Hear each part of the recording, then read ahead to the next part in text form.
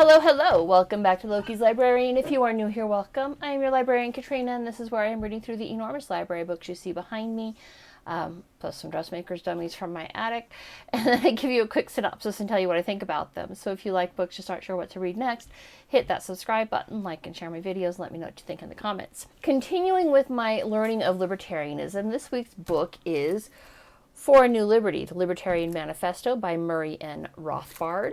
The accompanying cocktail is called Fresh Picked Freedom. It is 50 milliliters of vodka, 20 milliliters of simple syrup, 20 milliliters of lemon juice, club soda, 2 handfuls of blueberries, and 6 mint leaves. It's very specific, 6. So let's do this.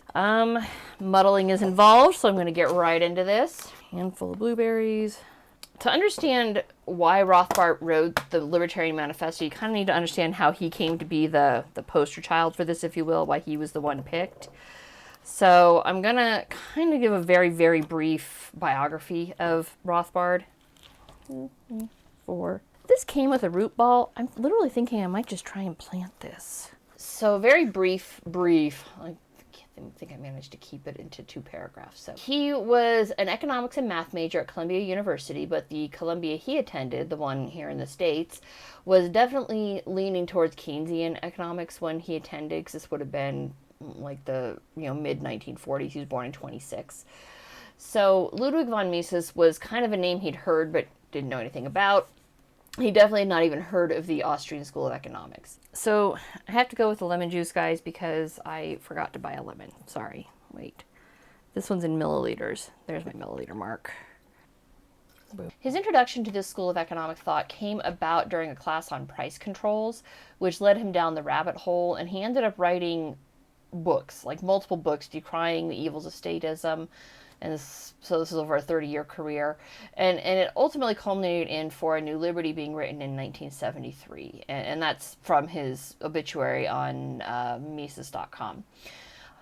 While my copy is definitely a later copy, because the introduction was written by Llewellyn H. Rockwell Jr. in 2005, which is about 10 years after Rothbard's death, which was January 7th, 1995. I suspect my copy is based on an updated version. I initially thought it was like a 10-year edition, but Chapter 1 references 1976, and Chapter 15 references Jimmy Carter. So it may have only been a 5-year update, because Ronald Reagan isn't mentioned at all. And I'm pretty sure Rothbard had thoughts on Reagan, which would have been included in the updated version had it been written during Reagan's administration, which it would have been Reagan in 1983. So there's the summation. Is he this is how he's introduced to it, and it led him into becoming, a thinker for the Libertarian Party. Because the Libertarian Party fielded their first candidate in 1972, so he was like right there at ground zero. Syrup. I have to muddle now. Muddle. Anyway, on to this book. Now that we've got his brief intro out of the way. It is exactly what it says. It's Libertarian Manifesto. And of course, Manifesto, you hear Manifesto and you think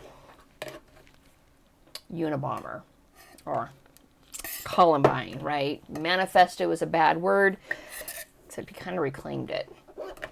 So it's part history book, part economics, and it's all thinkum. There's a lot of thinking goes into this one. Okay, I think my muddling days are done. Nice. Onto this book itself. It's exactly what it says it is. It's a libertarian manifesto. Manifesto has kind of a bad connotation, right? You hear manifesto, you think Unabomber. You think Columbine. You think that fucking nut bar who shot up, pick any nut bar that shoots up a school, and you just know they have a manifesto, and it's probably a lefty manifesto because that's how quickly they vanish from the news when it's a leftist who shoots shit up. I gotta shake this up. We learned that during Larry Correa's book, right? Let me shake this up. So, this book, it's part history book, it's part economics, and it's all thinkum. I mean, it definitely made my head spin, and also made me wonder why he references Ayn Rand more than once, and even references Isabel Patterson, but he never mentions Heinlein. Especially during his section on how courts and law enforcement will work, like sans government, because when I was reading this, all I could think of was the introduction of Stu LeJoie in The Moon is a Harsh Mistress. I mean, Some young Stilyagi thought Stu had gotten too handsy with a young lady, and so they grabbed him and found a judge to hear the case right then and there. And the judge ended up, of course, being the hero of the book, and I don't know, that's what it made me think of. Okay, got all that out there. I'm going to, supposed to add the club soda first. I'm going to add the handful of blueberries. Small handful of blueberries. And a few mint leaves. And then I'm going to top it off with my club soda. It's supposed to be poured into a mason jar, so I went with my decorative skull-shaped Cozumel Jimmy Buffett Margaritaville mason jar. because I could, damn it.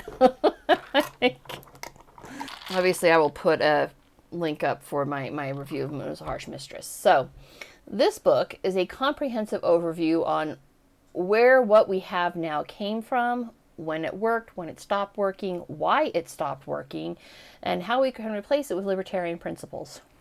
Oh my God, I have a new favorite. That's delightful. It is positively delightful. I highly recommend this one. He addresses conscription, like military conscription, the draft, why that's a horrible idea, because it's little more than legalized slavery. He addresses slavery, education, welfare, inflation, government and corporatism, the non-aggression principle, which people constantly misunderstand, police, law and the courts, conservation, global politics, and that most beloved of all libertarian boogeymen, the public road. It's all in there. It's very, like I said, comprehensive. Now, oh, my new favorite. My new favorite. That's delicious. I'm not going to recap all of those, obviously. If I do that, then what's the point of reading the book, right? There's no point in recommending it if I'm just going to tell you all the fine points that are in it. But I do want to look at least one of these that is my own particular pet peeve, which would be education. Because what we have now, this compulsory educational system, is clearly failing. There's nothing good about it. We saw it was failing when they shut schools down with COVID, and their absolute screeching fit when parents decided not to re-enroll their kids into just homeschool. Thank God that's still legal. Kids are not being taught how to think. They're being taught what to think. I have a typo that I have to fix right now or it's going to bug me. As they are fully indoctrinated into this political duopoly when they're in school. And this was happening as early as the release of this book, since Rothbard points that out in his chapter on education. He points out how inequitable taxing people for public schools is, since people without children are paying to educate children in subject matters that are entirely irrelevant in their studies. And children in lower income tax districts receive a subpar education compared to those in higher tax brackets, not because of private schools, which is what some people will think, but because those higher tax brackets pay for more updated facilities, better teachers, better school books, still in subject matters that are entirely irrelevant and leave our kids unprepared for the future. He also talks about how parents who do pay for private education are basically being double taxed because they have to pay taxes for their kid being sent to the private school, and then they also pay taxes for the public school for other people's kids. This is not a village raise a child situation. This is the government, this is legalized theft. He covers the taxation as theft thing too. He argues that forcing kids with no desire to go beyond basic reading is an invitation to delinquency and rising crime rates in our young. And he counters the argument that finishing high school shows you're trainable with this. And I love that, you're trainable, right? Because that argument right there says everything you need to know about the status cucks who run this country. That, oh, you need your children to be trainable, pliable, good little status monkeys. So a quote from the book. The relative uselessness of the public school system for training manual labor is demonstrated by the fascinating work of Mind, a private educational service. I don't know if this still exists. I didn't look it up, so I kind of, ellipsed my way over to the rest of the thought.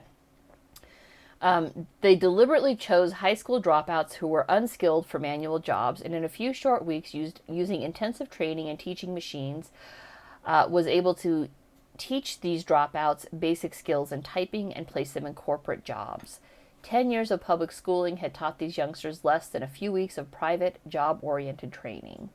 That's 100% believable. It does not help that the push to get kids into colleges has continued unabated in the nearly 50 years since this... No, it is 50 years since this book was first published. 51 years.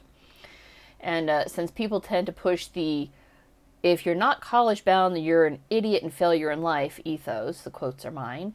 It's not a surprise that most young people are apathetic about the future. They're prone to depression and ennui. And he addresses that as a direct result of the state interference in life, basically. They have no chance to find what brings them joy and pleasure because the state government dictates they must be in school for, 13 fucking years? It's ridiculous.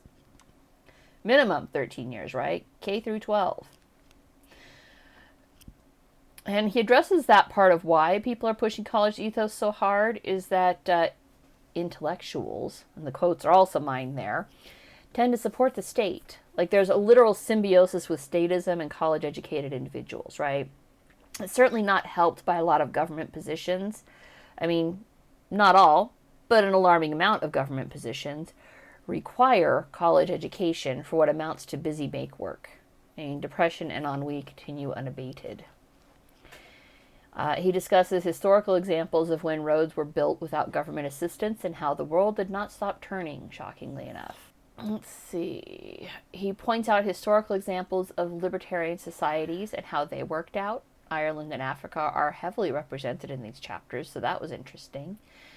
And he points out non-interventionist state policies and when they were done well by Joseph fucking Stalin, of all people, if you can believe it. I mean, like, no shit. I read that chapter and my brain actually tried to rebel against what he was saying, just based on my own knowledge of how evil Stalin was. And he acknowledged that evil, all right? He's not trying to make excuses. He's not saying that communism was a good thing. In fact, all he's doing is pointing out why communism and socialism have gotten as far as they have, all right? And it's things they're doing well that make it very appealing, so we have to make libertarianism more appealing. It's a tough sell versus, hey, have shit for free, right? It's just that Stalin, and what he says is that Stalin didn't really have any intention of joining World War II until Hitler attacked Russia. And that's basically correct. I mean, even the part of Poland that Stalin invaded had historically been Russian. And while the invasion still violated the non-aggression principle, since, the Polish at this time had formed their own state, he didn't go any further than that until Hitler pushed him. I was like, he's not wrong. Technically, that's accurate. And every time I'd be reading a section and think to myself, but what about X, right? Like 2 pages later, he'd address X, whatever it was. Which is why I'm pretty comfortable saying this is a comprehensive book. It was interesting to read, and I would swear it can't be done, his idea for a libertarian state, except that Javier Milei down in Argentina is proving that it can be done. I mean, it's absolutely fascinating watching a libertarian paradise unfold in Argentina and cheering him on, because if he continues to pull it off, then this South American nation could lead the way to freedom in the 21st century. What's up, Miss Hiss? Yeah, if he continues to pull it off, Milei down there in Argentina, then the South American nation could lead the way to freedom in the 21st century, while America, the original land of the free, falls to just statism and apathy. This is a thinking book. It took a little longer than I thought it would to read. I mean, it's only 403 pages, but What, honey?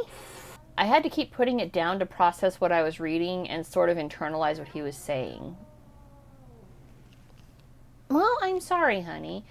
But if you want to know more about general libertarian principle and how it could be implemented now, like this year, starting, say, November 5th, 2024, give it a read.